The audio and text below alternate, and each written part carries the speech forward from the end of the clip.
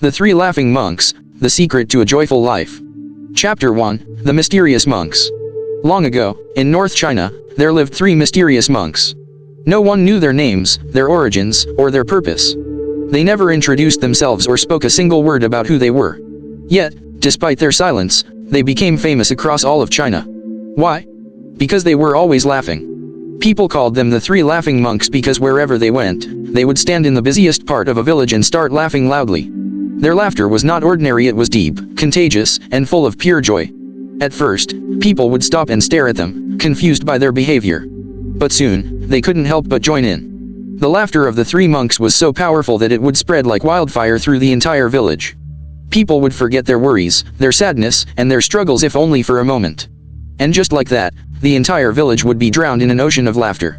Once they had completed their mission, the monks would leave and travel to another village, bringing the same wave of joy wherever they went. They never preached, never taught any philosophy, and never gave any sermons.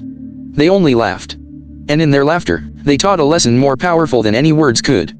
Chapter 2, The Unexpected Farewell. The 3 monks traveled across China, spreading happiness, until one day, one of them passed away. That night, they had stopped in a small village, just as they always did. But by morning, only 2 monks remained. The villagers were heartbroken. They had never seen the 3 monks without each other, and they believed that this time, the 2 remaining monks would finally stop laughing. For the first time, the people expected to see them cry. A large crowd gathered around, waiting for their reaction. But instead of mourning, the 2 monks laughed louder than ever before. Their laughter echoed through the village, even more joyful than before. The villagers were shocked. One man stepped forward and said, "He was your companion. How can you laugh at his death? Shouldn't you be sad?" For the first time ever, the monks spoke. With bright smiles, they said, "We are laughing because he has won." The villagers were confused. The monks continued, "We made a promise, whoever dies first, the other 2 must laugh at his victory. And today, our dear friend has defeated us. He has left this world in laughter, and so we celebrate his journey." Chapter 3, The Final Surprise. As per tradition, the villagers began preparing the monk's body for cremation. In China, it was customary to bathe the deceased and change their clothes before lighting the funeral pyre. But the 2 monks stopped them. They said, "Before he passed, our friend told us, 'Do not bathe me. Do not change my clothes. I have never been impure. My entire life has been filled with laughter, and no impurity can ever stick to me.'" The villagers respected his final wish. They placed his body on the pyre, still wearing the same robes he had always worn. Then, something unexpected happened. The moment the fire was lit, loud explosions filled the sky. The villagers looked up in shock. Firecrackers! Before his death, the monk had secretly hidden fireworks inside his robes. And now, as his body burned, the sky above them lit up with color and celebration. Even in death, he had the final laugh. The entire village, which had gathered in sadness, was now laughing once again. Even after he was gone, the 3rd monk brought joy to all. Chapter 4, The Lesson of the Laughing Monks. The story of the 3 laughing monks teaches us a profound lesson about life. Backhand index pointing right: life is meant to be enjoyed, not endured. Most people spend their days worrying, complaining, and chasing things that don't truly matter. They forget that happiness is not something to be found, it is something to be created. The monks never searched for happiness. They became happiness. They didn't wait for the world to be perfect before they laughed. They laughed, and the world around them became brighter. They understood a simple truth. Life is just a cosmic joke. If we take it too seriously, we will only suffer. But if we learn to laugh at the absurdity of it all, we will be truly free. Chapter 5, How to Apply This Lesson in Your Own Life. The monk's wisdom is something we can all practice. Light bulb 1. Stop looking for a reason to be happy. You don't need a perfect life to laugh. Happiness is a choice, choose to laugh today. Light bulb 2. Share your joy with others. Laughter is contagious. Just like the monks, spread happiness wherever you go. Light bulb 3. Don't take life too seriously. Problems will come and go. Learn to laugh at yourself, at your mistakes, and at the little things that don't matter. Light bulb 4. Focus on the present moment. The monks didn't worry about the future or regret the past. They lived in the now and they laughed. Light bulb 5. Find joy in small things. A sunset, a conversation, a funny memory. Life's beauty is hidden in the simple moments. Final thought, life is short, laugh more. At the end of our lives, we won't remember the things we worried about. We won't remember the money, the stress, or the arguments. We will remember the moments we laughed, the people we loved, and the joy we shared. So, the next time life feels overwhelming, ask yourself. Backhand index pointing right, what would the three laughing monks do? The answer is simple. They would laugh. And maybe, so should we. Smiling face with smiling eyes. The Rabbit Who Wanted to Be Someone Else, A Lesson on Happiness. Chapter 1, A Sad Little Rabbit. Once upon a time, in a peaceful forest, there lived a small rabbit who was deeply unhappy with his life. One day, as he sat alone in his burrow, he began to cry. "Why was I born a rabbit?" he thought. "No one respects me. I'm always running from predators. I don't have the strength to fight back. My life is full of fear and danger." Nearby, under the shade of a great tree, sat a wise old man named Master Sato. As he meditated, he heard the soft whimpers of the rabbit. Curious, he walked over and asked, "My friend, why are you crying?" The rabbit looked up with teary eyes and said, "Master Sato, I am miserable. I wish I had never been born as a rabbit. Life is unfair." Master Sato gently smiled. Happiness is not about what we have or don't have, it is about how we see the world. But the rabbit did not understand.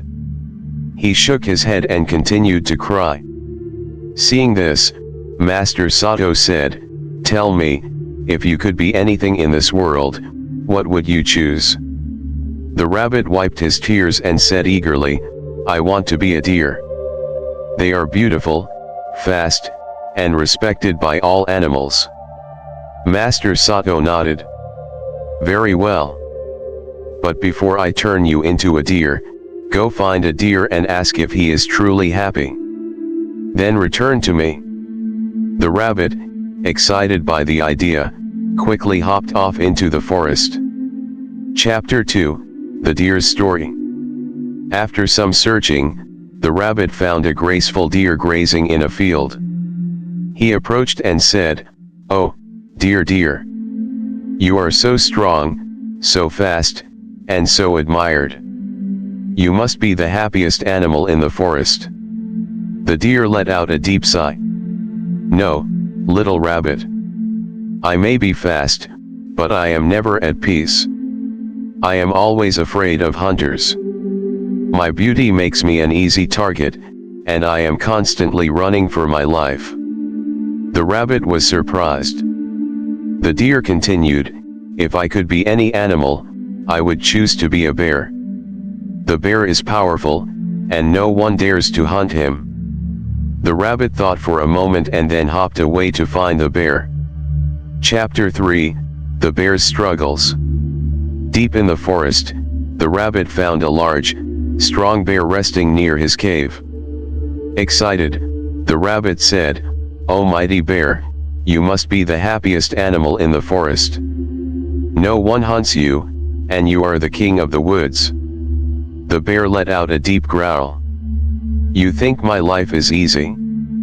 Every winter, I must hibernate for months, and I am always afraid I won't have enough food to survive. My cave is cold and lonely. I wish I were smaller, so I could fit into a warm and cozy den like other animals." The rabbit was shocked. The bear then said, "If I could be any animal, I would be an eagle. He is free and flies wherever he wants." Determined, the rabbit hopped away to find the eagle. Chapter 4, The Eagle's Burden. After searching high and low, the rabbit finally spotted a majestic eagle perched high on a tree branch. He called out, "Oh, great eagle! You can fly above the trees, see the whole forest, and escape danger with ease. You must be the happiest animal in the world." The eagle looked down with sad eyes. "I once thought the same," he said. "But because I am strong, I must always fight other eagles to protect my territory. I am always battling to survive, and every fight leaves me wounded." The rabbit was shocked once again. The eagle continued, "But you, little rabbit, are the luckiest of all. You can hide from danger, No one tries to catch you, and food is always easy to find. For many days, I have been wishing that I could be a rabbit and live in peace. The rabbit's heart skipped a beat. He had spent so much time wishing to be something else, yet here was the mighty eagle wishing to be him. For the first time in his life, the rabbit felt grateful. He rushed back to Master Sato with a new perspective. Chapter 5, The Secret to Happiness. The rabbit reached Master Sato and said, "Master, I don't want to be anything else. I am happy just as I am."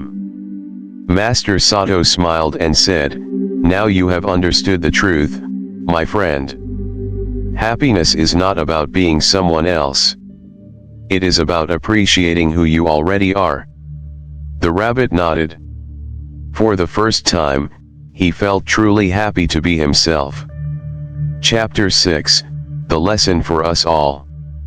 If we look at our own lives, we will find that this is our problem too. We compare ourselves to others without knowing their struggles. We assume others are happier than us while they may be wishing for what we have. We forget to appreciate the good in our own lives and instead focus on what we lack. The truth is, happiness is not about having more. It is about appreciating what you already have.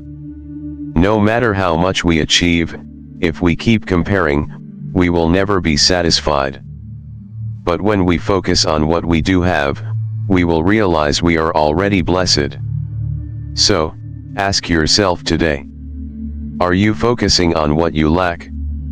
Or are you appreciating what you have? A person who is happy with what they have is the happiest person in the world. So stop comparing. Start appreciating. And keep smiling.